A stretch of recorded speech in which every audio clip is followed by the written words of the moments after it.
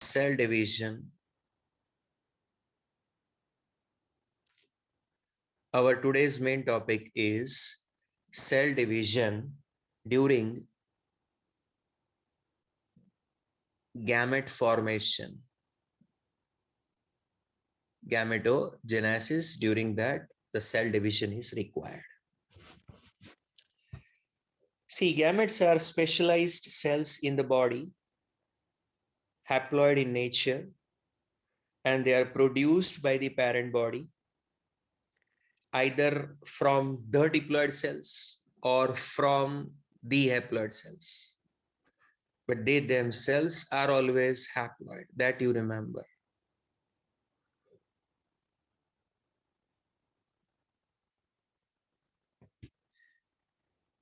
Whether male gametes or female gametes, whenever the gametes are produced by the parent body, these gametes are always haploid in nature.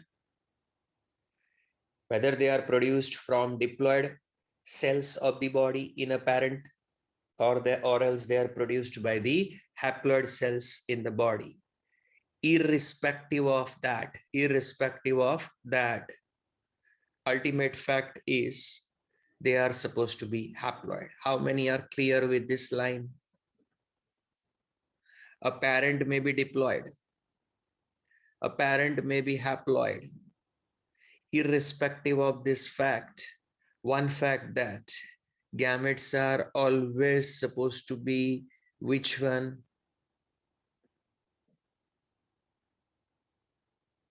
Haploid. No compromise in that.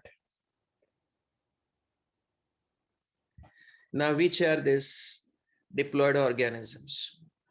Most of the higher forms in plants as well as in animals, they are diploid organisms. Their body cells, somatic cells, are diploid in nature, two sets of chromosomes. Examples: fishes, frogs, humans, all these birds, higher forms of animals. Plants, all these higher forms of plants such as angiosperms, gymnosperms. These bodies, if you see, they are diploid. Now, if a parent is diploid, and from the diploid cells, if you want to produce haploid cells, the only division that can do so is meiosis. So always remember, diploid parents will utilize meiosis to produce gametes from their diploid body cells. To produce haploid gametes, they have to employ meiotic type of cell division. So they will always utilize meiosis for the purpose of gamete formation, the diploid parents. As far as haploid parents are concerned, imagine if an organism itself is haploid. All cells of the body are haploid. You know the fact that haploid cell cannot perform meiosis. So haploid parents have only one option. They can go for mitosis in order to produce haploid gametes. This is seen in the lower forms such as fungi, algae, and even bryophytes. They are talking about even some moneras. Even amongst the animals, some of them, very rare one, but some of them are there amongst higher animals, such as drones in the honeybees. Honeybees की colonies में male members are identified as drones. The drone is a haploid organism. पूरे body के cells haploid chromosomes carry.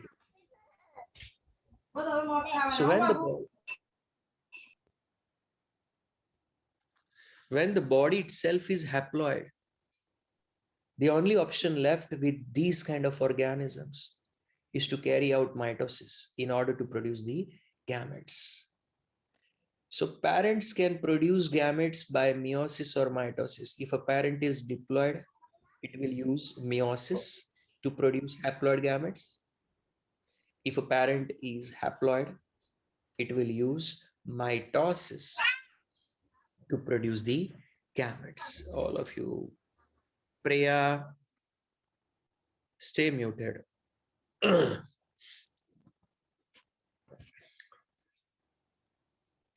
I quickly revise.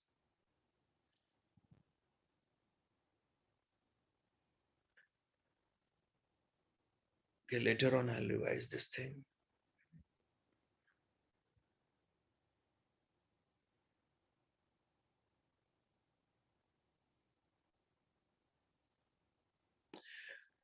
I must have sent you the notes, and in that, if the sequence, if you have gone through, so after that last topic, sexuality in organism, which was the page number 9 in our notes. So this is supposed to be 9B. If that is 9A, this is 9B. So diploid parents carry out meiosis to produce haploid gametes, whereas haploid parents carry out mitosis in order to produce haploid gametes.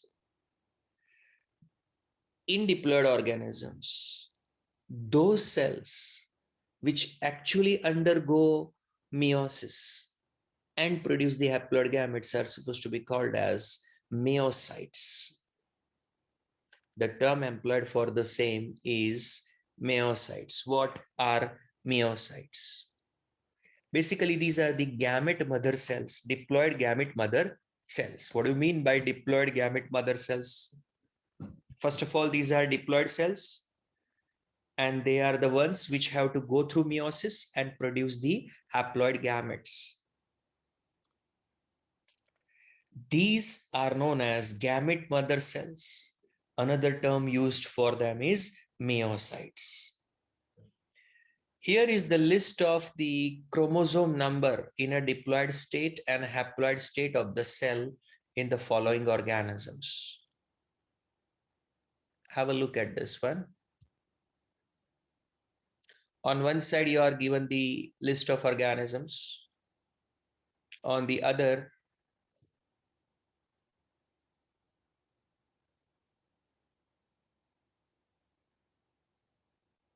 in the second column, there is a list of chromosome number in their meiocytes, in their diploid cells. And in the third column, the list of chromosome number in the haploid cells of this organism. So for example, in a human,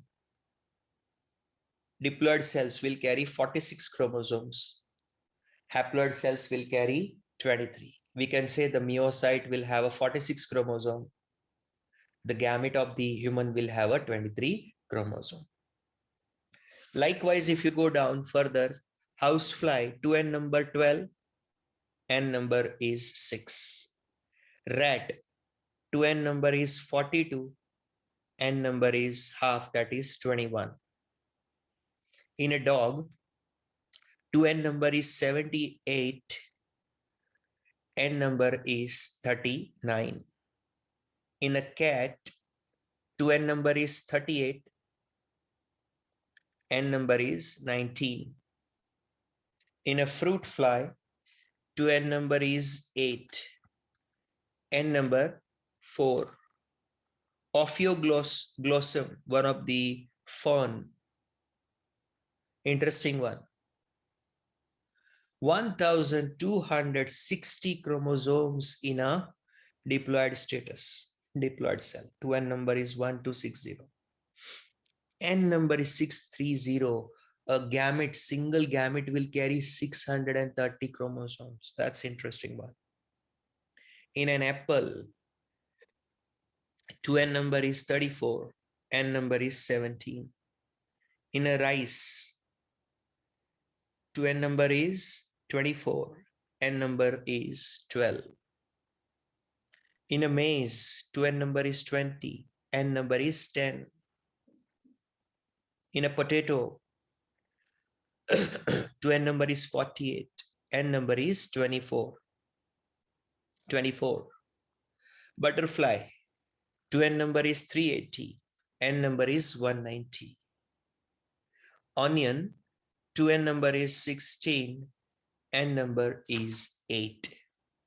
So just a glance on, chromosome number in a diploid state and haploid state of several organisms.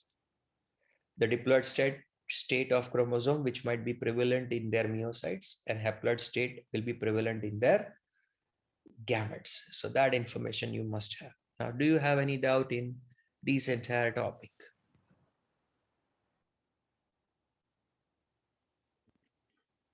Fine, you are not having any doubts, so I can start asking these things.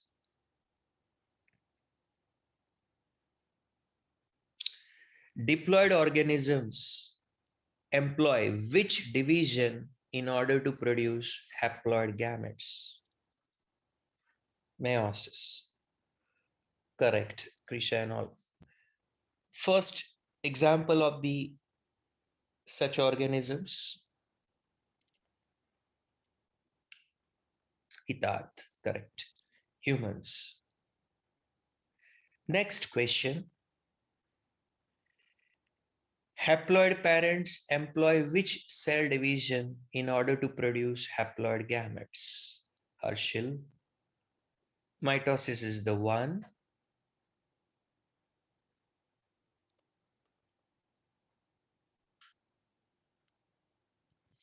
Give the long list of members which are haploid. Fungi, Helicia, correct. Fungi, algae, monera, bryophytes, these are the ones which carry out such division.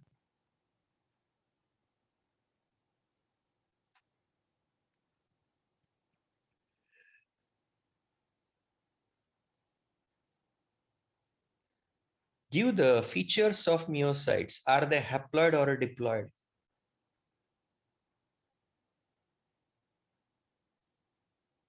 Swati, Pushti, correct. Diploid. Do they undergo mitosis or meiosis?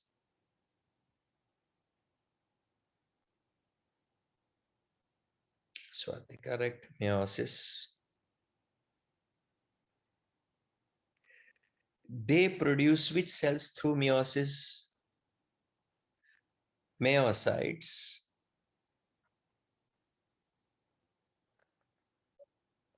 Wrong answer. I'm asking meiocytes, they have the diploid cells undergo meiosis to produce which type of cells? Nandini. They are to produce the haploid gametes. What shall be the chromosome number in a human meiocyte? 46 chromosome, Ayushi, Diksha. And what shall be the chromosome number of a gamete? Somebody wrote 646, I don't know why. That is correct. Of course, the other numbers are there, but I'm not asking it just now because it's a matter to be prepared for the exam. Cramming is required. So understanding is not needed at this point of time in that chart preparation. So I am concluding that. I go to the next topic now.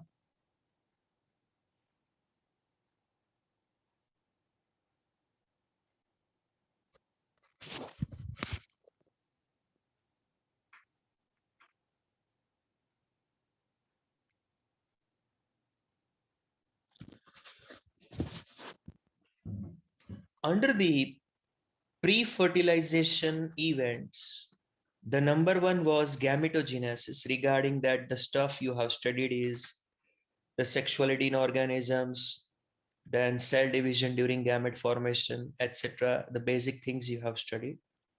The second major pre-fertilization event is gamete transfer. That is called as gamete transfer. So let's talk about gamete transfer.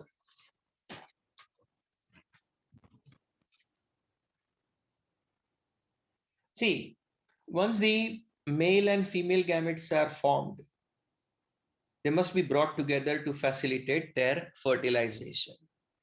The moment the male and female gametes are ready, they are meant for undergoing the process of fusion known as fertilization. Another word used for the same, that is syngamy. That is called as syngamy.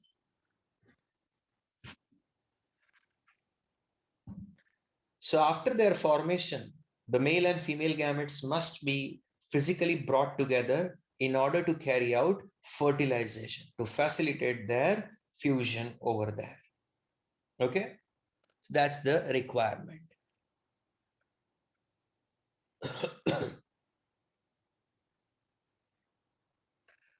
See, in most of the cases, if you realize this fact, majority of the organisms,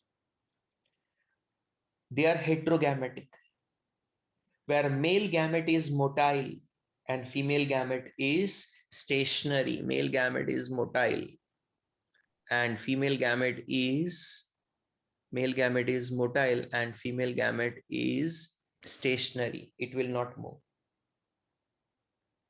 Obviously, there can be some exceptions. For example, fungi and algae, if you remember, there the gametes are motile. Isogamy, agar aapko yaad ho to, both the gametes are motile over there. So we have two possibilities.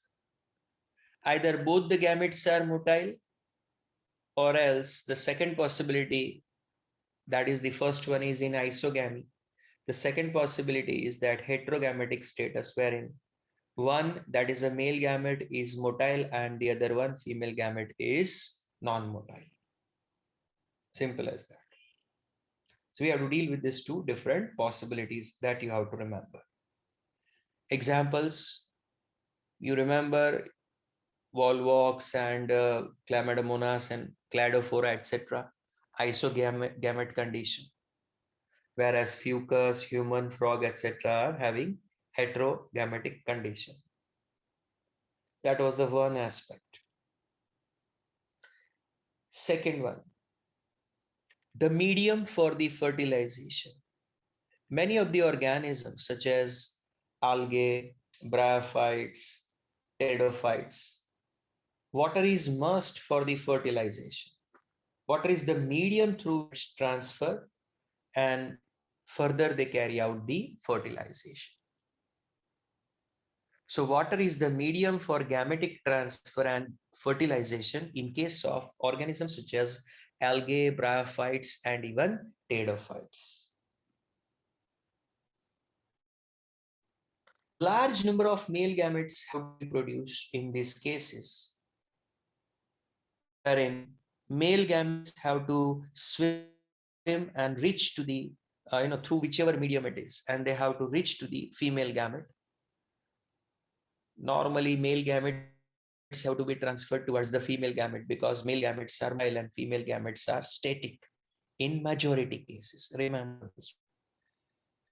In the scenario, large number of male gametes are produced, very few will reach up to the ovum.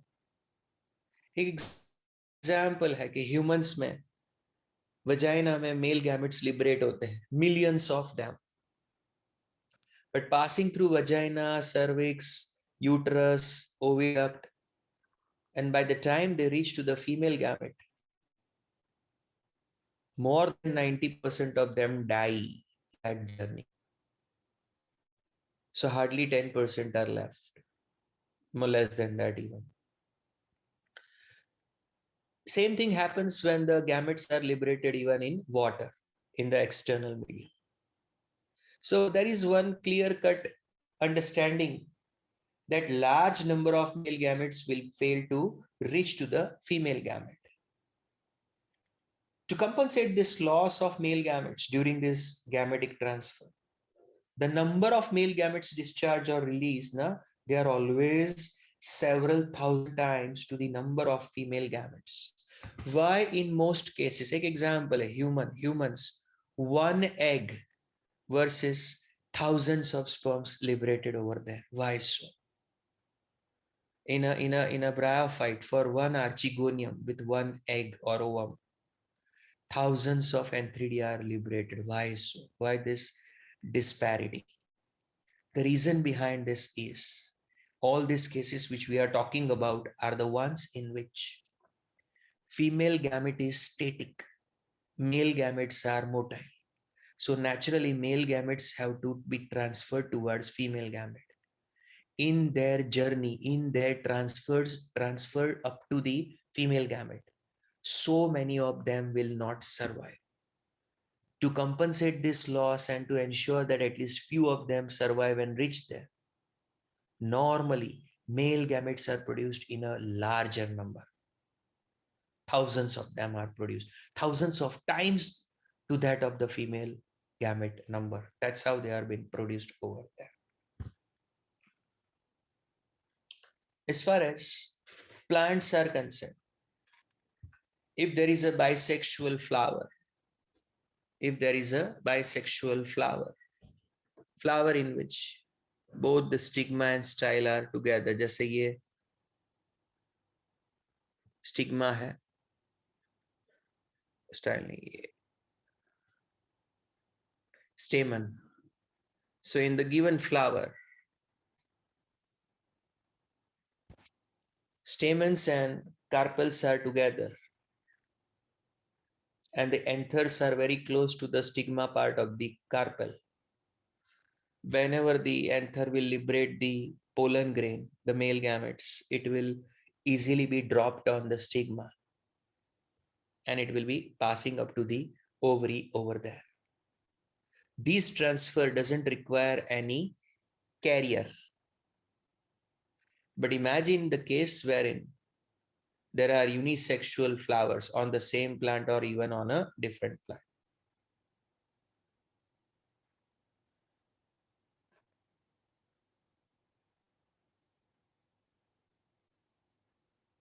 One is a male flower, another one is a female flower. Then there is a need to transfer the gametes from one to other position. Two flowers on the same plant or two flowers on the two different plants. So gametic transfer is required even in higher plants, particularly when they carry unisexual flowers. In this scenario, particularly, they will use various agents for pollination, biotic agents such as insects, birds, etc. Abiotic agents such as water and the air, or you may say wind pollination and aquatic water pollination. So in a flowering plants, pollination is another name given to the process of gametic transfer, and that is been achieved with the help of carriers such as pollinators. Already I have mentioned abiotic ones, wind and water, biotic ones, insects, birds, etc. The topic is over. Do you have any doubt in the same?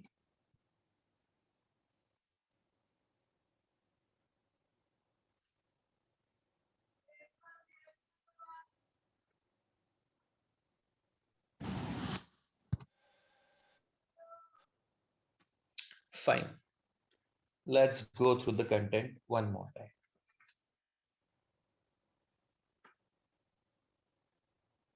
In a sexual fertilization, it is necessary that after the formation, the male and female gametes must be physically brought together in order to carry out their fusion. This is called as the fertilization process.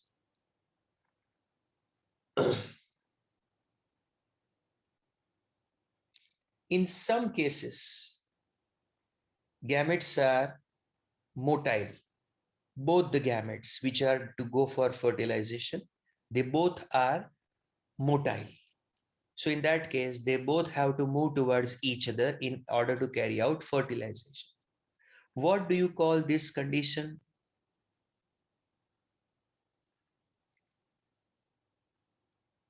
Or rather, in which condition you see this possibility that both are motile? or in which organism you can see both the gametes being motile?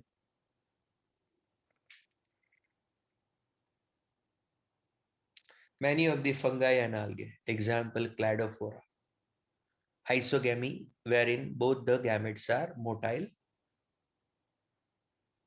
But majority of the organisms are such in which one gamete is static and another gamete is motile, like in a case of heterogamy to be found in fucus and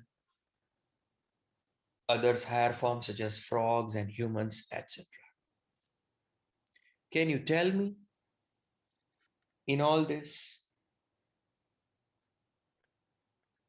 which gamete is static and which one is supposed to be motile? Yes, correct, Dikshana. Female gamete is supposed to be the static one.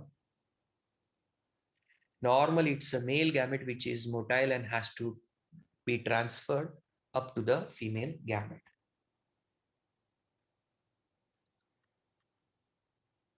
In which organisms water is the medium through which the gametes are transferred and they reach to the stage of fertilization? Algae, bryophytes, pteridophytes, etc. Isn't it?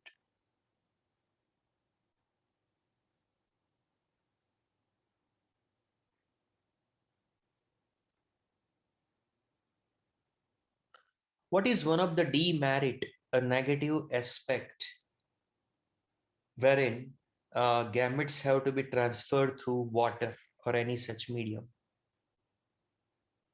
In the case where male gamete is motile and female gamete is static, what is the problem that this arrangement leads to? Hmm. Many of the male gametes fail to reach to the female gamete.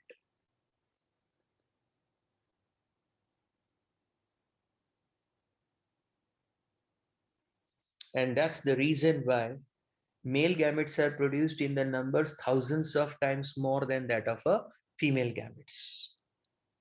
Lesser number of few female gametes and large number of male gametes against this thing.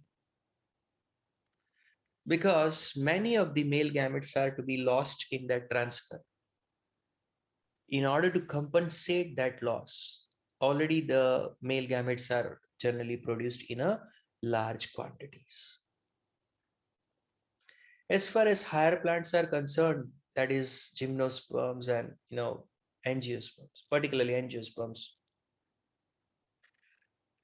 Two possibilities are there whether the plant is having bisexual flowers or unisexual flowers. If a plant is having bisexual flowers, generally it doesn't require any carrier to transfer its male gametes up to the stigma.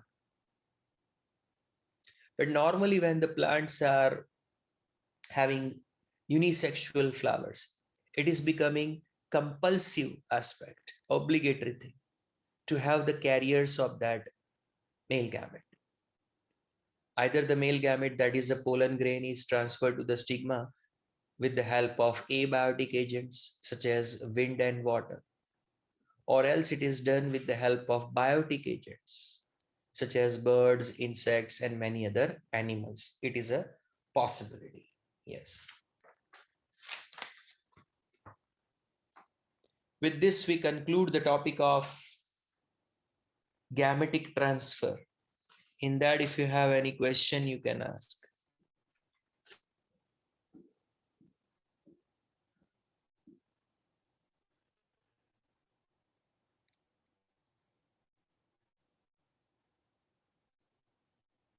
No, always remember the successful transfer and coming together of the gametes.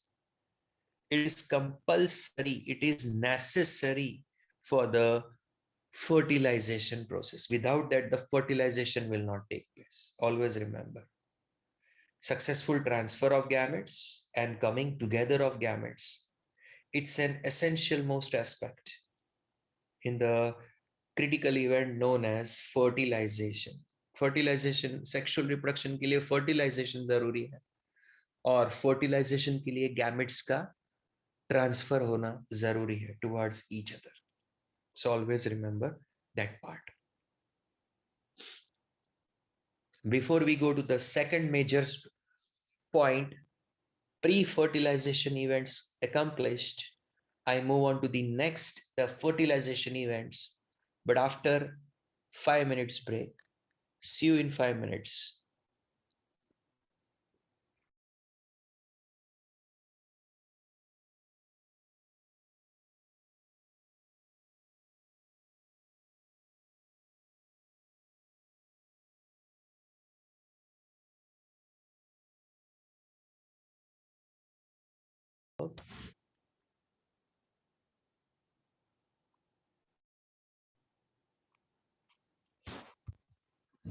So I told you that in sexual reproduction, the events are classified into three categories: pre-fertilization events, fertilization events, and post-fertilization events. We have already completed pre-fertilization events, in which gametogenesis and gametic transfer are the two major ones.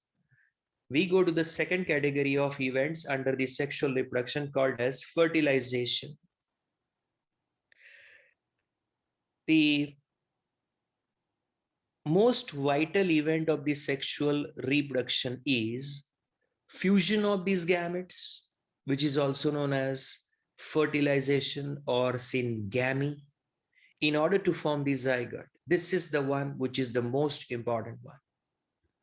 The vital most point in the sexual reproduction is this: when the gametes fertilize with each other, fuse with each other, we call it as a syngamy, and they form the zygote. This zygote formation through the fertilization of gametes is the most vital event in the process of sexual reproduction, because zygote is the beginning point of the new life. New organism's life begins with the first cell, zygote. Before we understand the process of fertilization in detail, one interesting phenomenon to be understood, and that is called as parthenogenesis. See, it's a rare phenomenon and it occurs in very few organisms. Examples are quoted: rotifera, rotifers करके एक छोटा सा minor phylum होता है. हनी बीज में होता है ये phenomenon. टर्की करके एक बर्ड आता है, उसमें होता है. And certain lizards are there which exhibit this interesting phenomenon. The phenomenon in which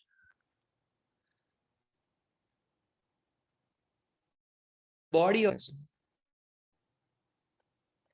the female gamete, you may call it as the ova or egg, without undergoing fertilization, it will develop into a new organism.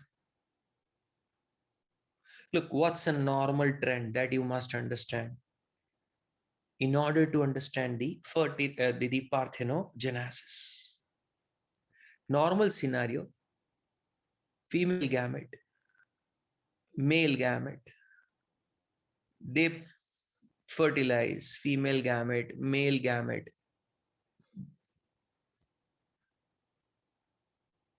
they fertilize and form zygote,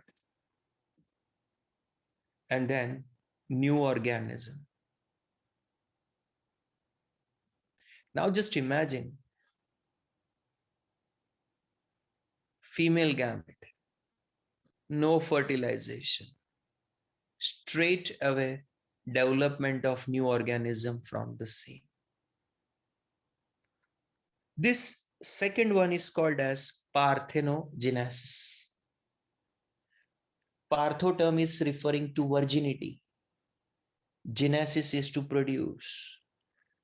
Literal meaning is that without using the fertilization, the female gamete is producing the new organism. This is called as parthenogenesis. In a normal trend, when you see when two gametes, male and female, themselves being haploid, each one, when they carry out fertilization, they form what is called as diploid zygote. And subsequently, the organism is supposed to be diploid. But in this case, a female gamete, haploid one, without fertilization develops into new organism. That new organism is also supposed to be haploid in nature. Remember.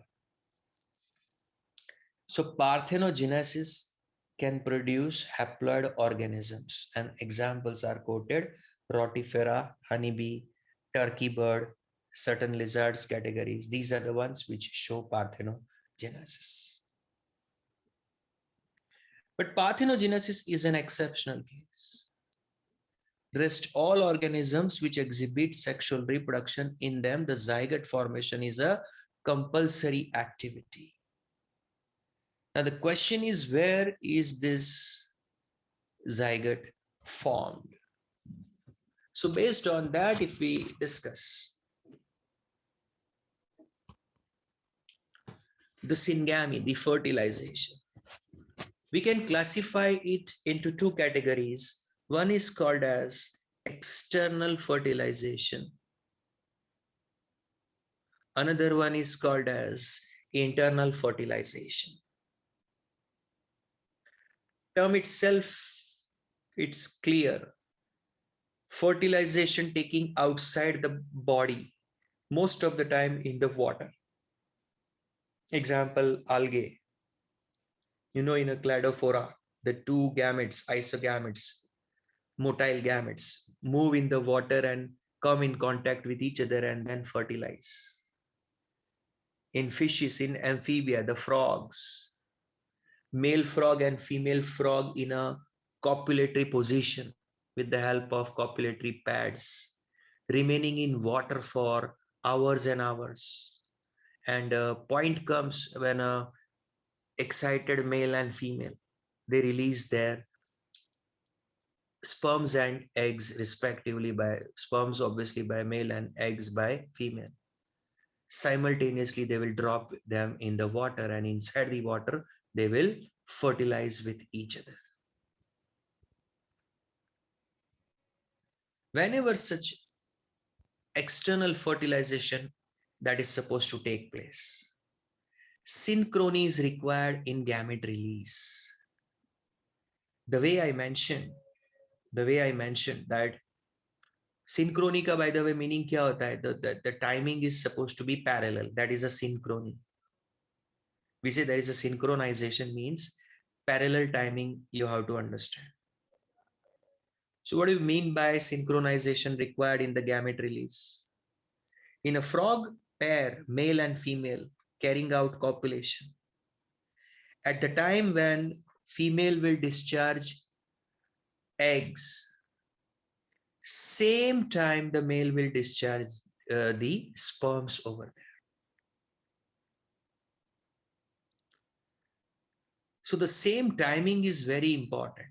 Not only that, but they will discharge the gametes in a close vicinity, nearbyness.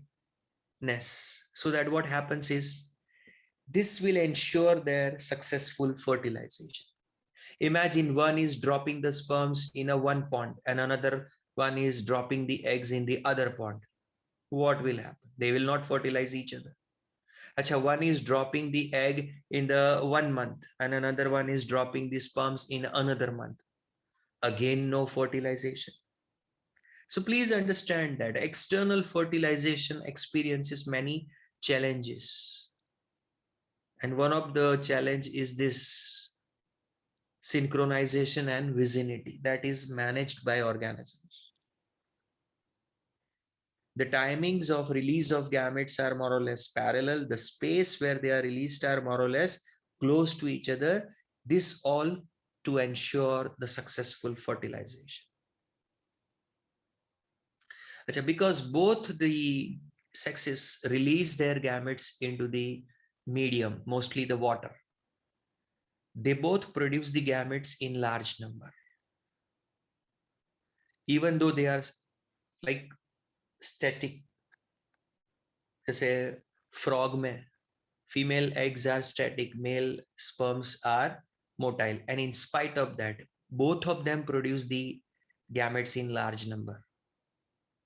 Reason, when they are released in the medium, that is a water, chances of successful fertilization are very less. So by producing large number of male and female gametes, they ensure successful fertilization. What is one of the biggest disadvantage in the external fertilization? When fertilization is external, offsprings will be found in the medium that is water. Here they are highly vulnerable to the predators. In a aquatic body, there are lots of predators of these zygotes and newly born organisms. So the survival rate of the newborns is very less. That is one of the biggest disadvantage of external fertilization. And this is also one of the reason why they need to produce large number of eggs and sperms, or large number of male and female gametes. The other type of fertilization, if you see, it is called as internal fertilization. Term itself is a self-explanatory, suggesting that fertilization of gametes takes place inside the body, normally inside the body of a female member. Normally, I'm saying. So whenever the fertilization of gametes takes place inside the body of the organism, it is called as internal fertilization. This is to be seen in fungi, bryophytes, pteridophytes, gymnosperms, angiosperms. I just give you one or two explanations, sorry, to make you understand what I am talking about. For example, in a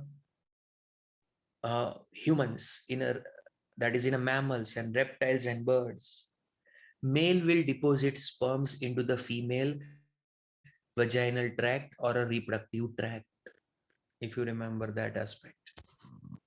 Similarly, if I talk about the plants, if you remember, bryophytes, you know, antheridia, antheridia are the sex organ, and male sex organ antheridium will release anthrozoids inside the water.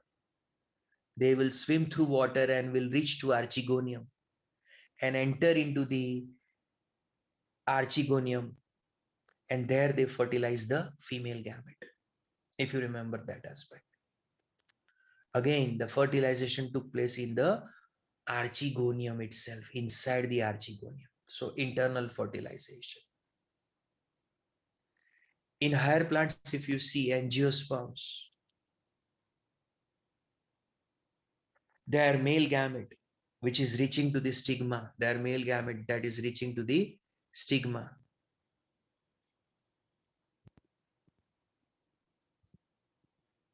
it develops a pollen tube, and through that pollen tube, the nuclei of the male gametes are transferred towards the ovary, and specifically inside the ovule they are released. So male gametes have to pass through the pollen tube and reach into the female reproductive structure, the ovary or particularly ovule, and carry out fertilization.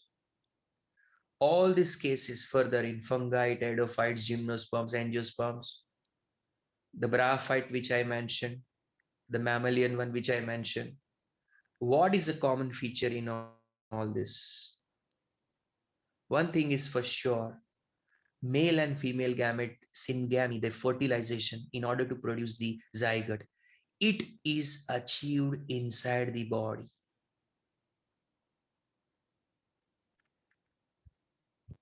Now in these cases, Male gametes generally more in number. Female gametes are generally less in number. ऐसा क्यों difference? Why this difference? If you focus upon this point of difference,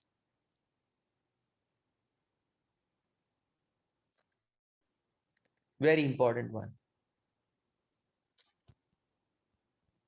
In case of external fertilization, both male and female gametes number is higher.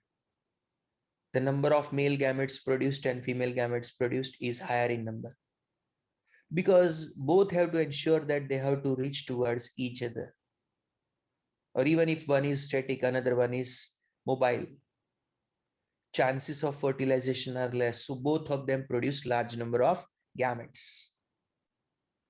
As far as internal fertilization is concerned,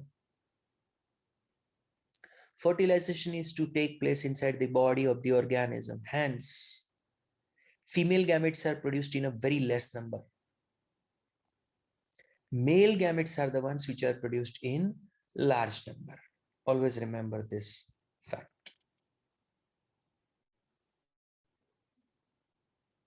Well, I have completed. If you have any question, you can ask. Otherwise, I will ask the questions and revise this one.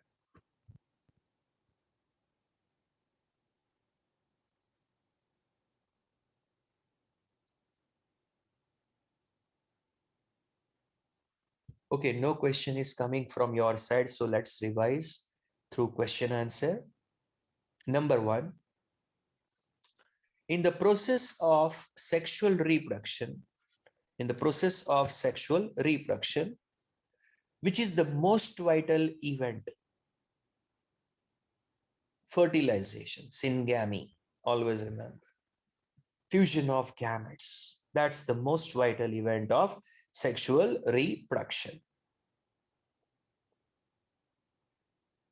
And that leads to formation of dash, fertilization or syngamy. Yes, Harry, zygote. That leads to the formation of zygote. Before we understand the standard activity, the fertilization in sexual reproduction, an interesting phenomenon called parthenogenesis. Define parthenogenesis.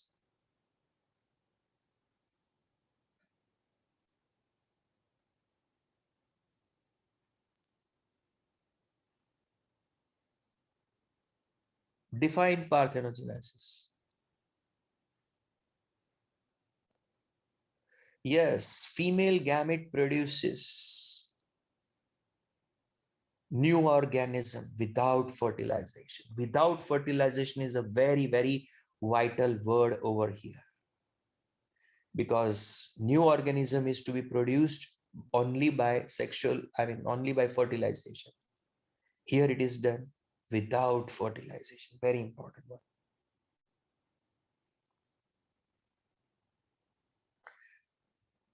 Which organisms exhibit this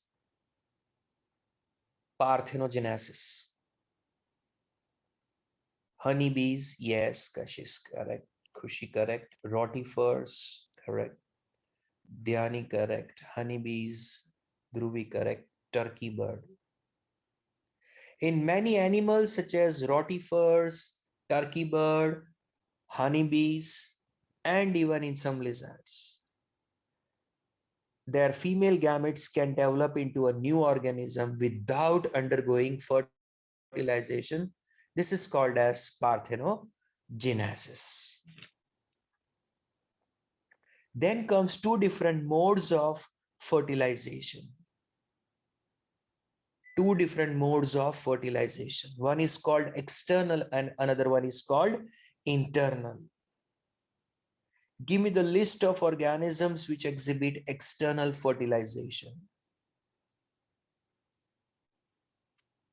Yes, algae, fishes, amphibia, these are the examples where external fertilization occurs.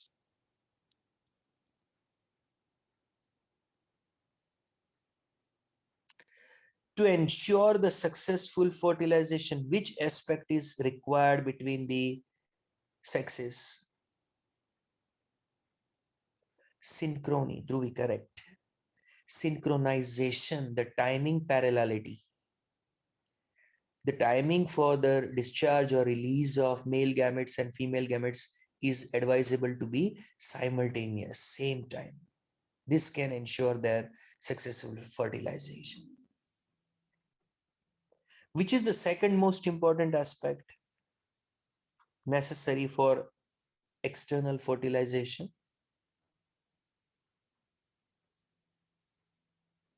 Apart from synchronization of gamete formation, both sexes need to produce the gametes in large number. Correct. Obviously, in external fertilization, a medium is required. Normally, it is the water, so that is the compulsion.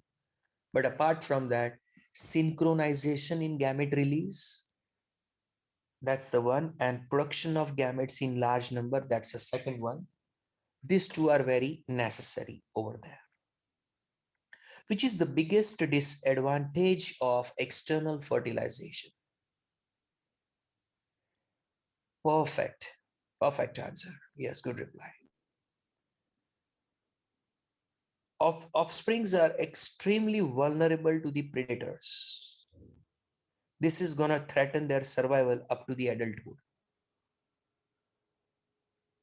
So that's the reason they are compensating this loss by producing the gametes, both male and female gametes, in large number to produce large number of offspring, because their survival chances are very less. Which organisms exhibit internal fertilization? Yes, Devanshi, perfect answer. Fungi, bryophyllum, pteridophytes, gymnosperms, and angiosperms. This is amongst the plants. What about the animals? Reptiles, birds, and mammals. Amphibian external fertilization, reptiles, birds, or mammals may internal fertilization. Remember this one. Normally in internal fertilization, which gamete is motile and which one is static normally? Internal fertilization में यही होना चाहिए. Yes, male gametes are motile and female gametes are static.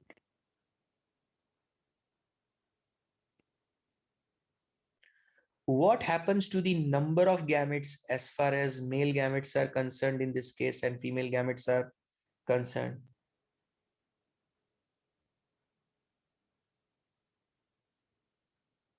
Yes, more number of male gametes, less number of female gametes.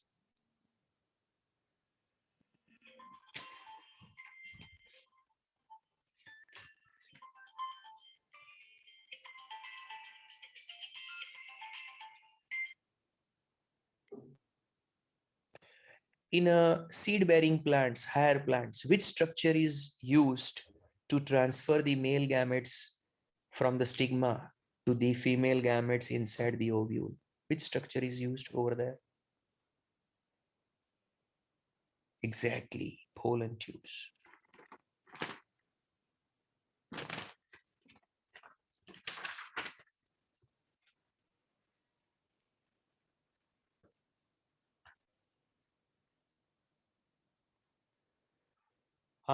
Before we go to the third, that is post-fertilization events.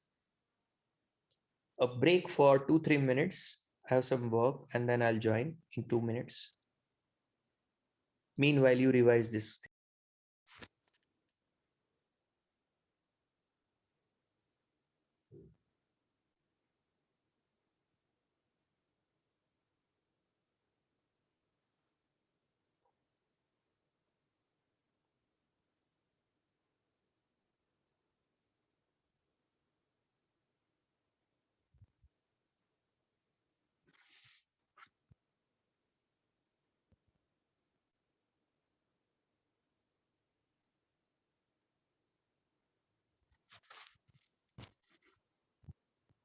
Our next topic, post-fertilization events.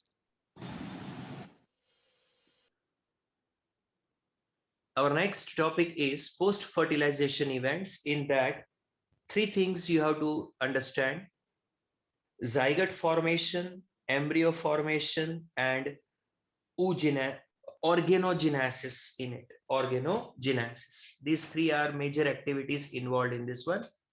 Mainly, you can say that zygote formation and embryogenesis. These are the two major activities under the heading post-fertilization events. Remember, number one, zygote formation. Zygote can be formed outside the body, that is called as external fertilization. Example already you know, in a frog, fishes, even in many of the algae, they have a external fertilization. If a zygote is formed inside the body, it is called internal fertilization. Example you know, humans, that is mammals, reptiles and birds, amongst the animals, amongst the plants, you know, bryophyte, pteridophyte, gymnoangio. Whether it is formed externally or it is formed internally, the zygote must be formed. That's the most important activity in the sexually reproducing organisms at the time of sexual reproduction. Remember this. Few interesting aspects about the zygote, and one of them is that in algae, the zygote that is formed in the algae by the gametes fusion, the zygote that is formed by the algae, it develops a very thick wall around itself. This makes the zygote resistant to the desiccation and damage. Desiccation का meaning होता है dryness, to dry up. So, moment the zygote is formed, around it a hard layer is secreted, and that will prevent damage to the zygote. It will prevent it against mechanical damages. It will prevent any desiccation activity, drying activity of the zygote against the harsh environmental conditions. So that thick wall will give protection to the zygote. That you have to remember. For the entire period of unfavorable condition, that covering will keep protecting the zygote. Only when the resting period is over and conditions turn favorable, that protective cover is removed and the zygote will start germinating into a thallus. Remember, ये alga के बारे में बात चल रही है. So उसमें no embryo. Algae are non-embryophytes. So in them, straight away, algae will have a zygote to thallus of the body. Remember that aspect. Another point, that zygote actually, when it is a haplontic life, that zygote will go through meiosis and it will produce 4 haploid spores. Normally I'm using the word. 3 of them degenerate and 1 of the haploid spore survives to form haploid thallus, and from that haploid alga body is created. Actually, it may not be clear to you when I explain in this manner. With the diagram, it will become easier to understand. So let me show you the diagram also.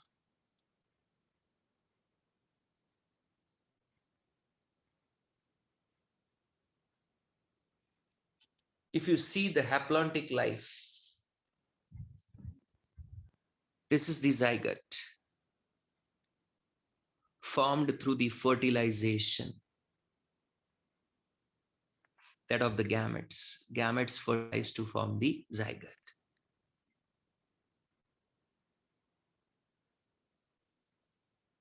Now this zygote, first of all, though, it will stay as it is for a resting period to avoid unfavorable condition by remaining protected in a covering, thick covering. And then when the conditions turn suitable, this cell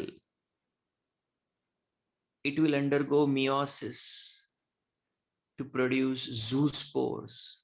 My mistake, zygospores. My mistake, zygospores. So if it will produce zygospores. Normally, three of them degenerate and one of them continue to live and will develop the thallus of the alga. That's gonna be haploid.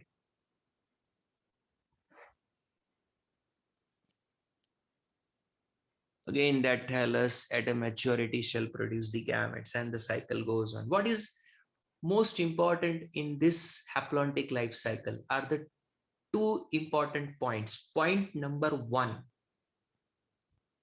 zygote formed will not produce the next generation organism.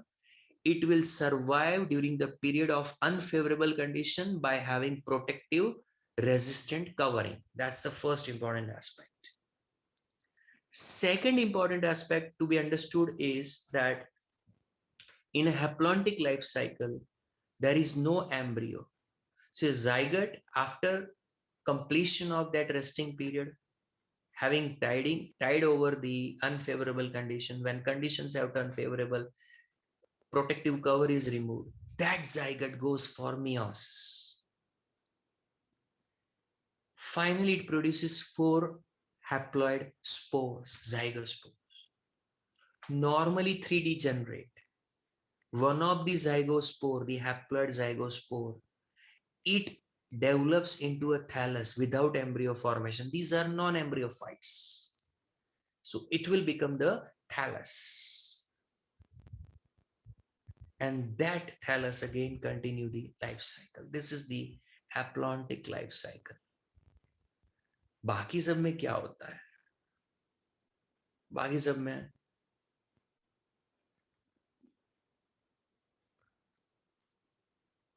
male gamete, female gamete, fertilization, diploid zygote, then embryo,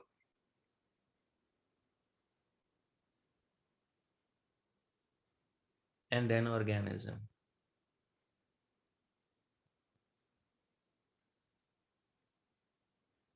That's a story of normal category. Okay. Haploid gametes fertilize to form zygote, zygote to embryo, and embryo to new organism. What about the haplontic life cycle showing organisms? Number one, their haploid gametes fertilize to form a diploid zygote. Resting period. Then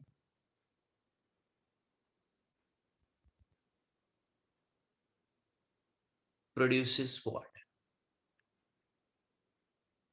4 haploid spores, of which 3 degenerate and 1 will give rise to the thallus body of the alga. यहाँ तक normalisation normal comparison करो तो normal parallel लगता है. Typical case में zygote immediately has to make embryo and then organism. Haplontic life में दो issues. Zygote first of all develops resistant wall to survive during the resting period, and subsequently when resting period over undergoes meiosis to form 4 haploid spores, and these haploid spore can develop the thallus of the alga. That's the main point to be understood.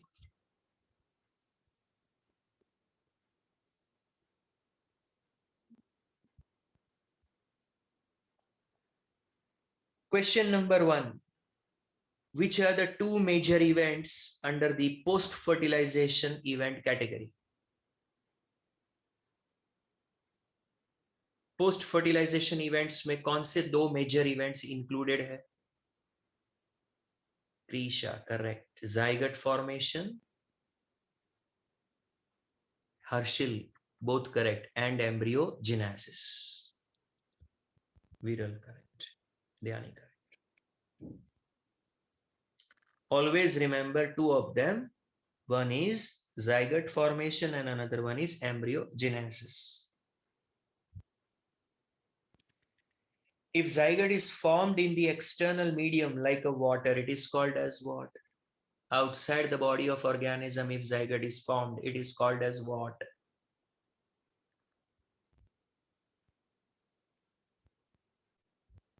External fertilization.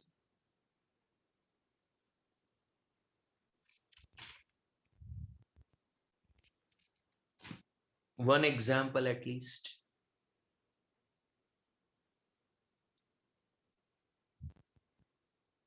Amphibia, correct.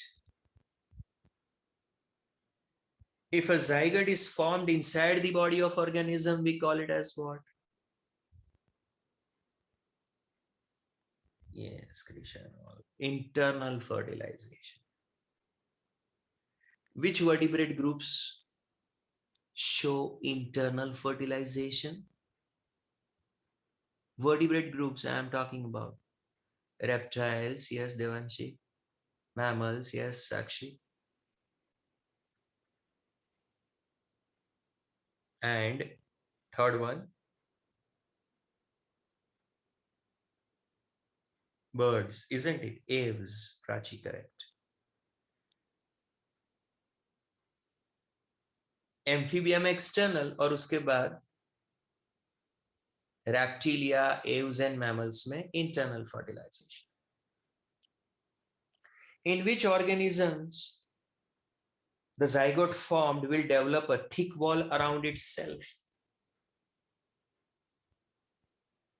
Algae, Dhruvi, correct. And algae and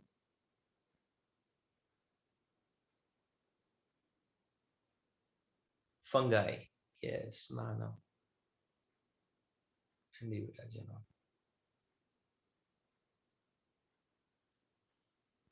Around this zygote, a thick wall is produced. It will be resistant to which aspects? It is protective against or resistant to which aspect? Yes, Ali, correct. Desiccation and damage. This is gonna protect the zygote over the entire period of unfavorable condition. You can call it as a resting period. And once it is over, the zygote will undergo dash. Yes, Khushi. Meiosis. It produces how many? 4 haploid spores. Yes, Dhruvi, Shruti.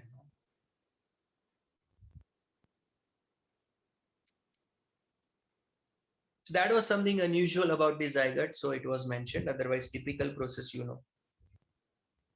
You see, zygote is a vital link that will ensure the continuity of species between the organisms of one generation and the next. See, parental generation last cells are gametes. Next generation first cell is zygote. So zygote is actually a link between parental generation and offspring generation, because from the zygote itself the offsprings are developed further. Every sexually reproducing organism, its life begins with the zygote. I mean, every organism that is a product of sexual reproduction, its beginning point of the life is considered as zygote. They start their life in the form of zygote only. From there their life begins. चाहे एक lizard हो या एक frog हो या एक bird हो या एक human being हो, 100 meters की हाइट वाले सिक्वोया ट्री अगर है कहीं पे, या लेस देन 1 मीटर की हाइट का एक 1 और 2 सेंटीमीटर की हाइट का एक ब्रायोफाइटिक प्लांट रिक्शिया है, चाहे व्हेल है सबसे लार्जेस्ट एनिमल ऑन दी अर्थ, चाहे ह्यूमन है या फिर छोटा सा एक हाइड्रा है, one thing is for sure, it's a zygote from which they all can be developed. They all begin their life by a single cell named as zygote. So zygote is a very important structure in the sexual reproduction. Well, the time is almost over. We may not be able to complete the last topic of the chapter, that is embryogenesis. Next time we shall go through that embryogenesis topic, and straight away we will enter into the next topic, or next chapter rather, that is sexual reproduction in flowering plants. That is our next topic.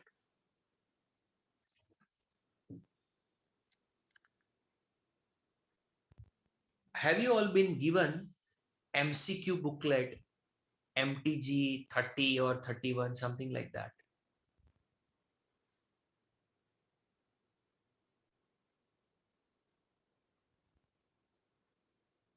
Somebody said yes, somebody said no. How can it be possible?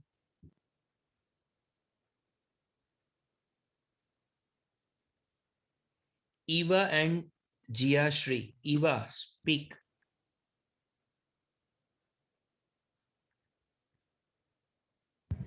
Hello हाँ Eva, MTG का booklet है, NEET और PMT के previous exams के MCQs का chapter wise है information. तो have you not been given that book?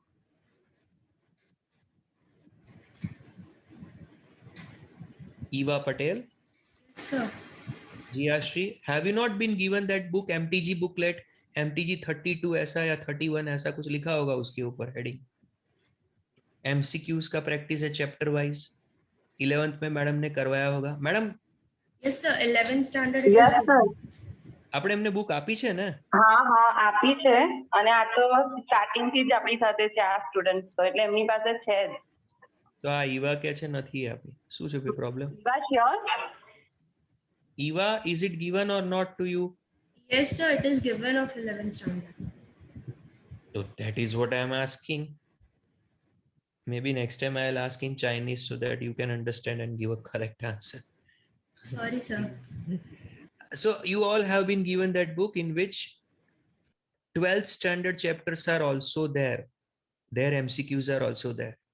So moment the chapter is over, a instruction for remaining all lectures and coming entire 1 year academic year for 12th standard.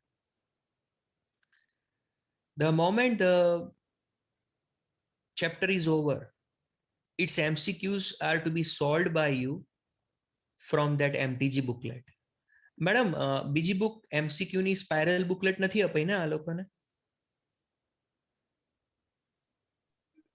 હા sir એ હજી નહીં અપાઈ હોય એ લોકોને 12th ની. As and when you will be given the spiral booklet, the way it was given in 11, it will be given in 12th also, chapter wise. So it's your duty, compulsion, that every time the chapter is over, the two booklets, MCQ booklet and the MCQ booklet, spiral booklet, and the MCQ booklet MTG 31, from that concerned chapters MCQ to be solved, and as and when available, time available, madam will give the explanation for your doubts and problems which are there in those MCQs. तो अब ये बोलना नहीं पड़ेगा हमें हर chapter में, आपको अपने आप ये सॉल्व करना है. Over for the day. See you in the next lecture.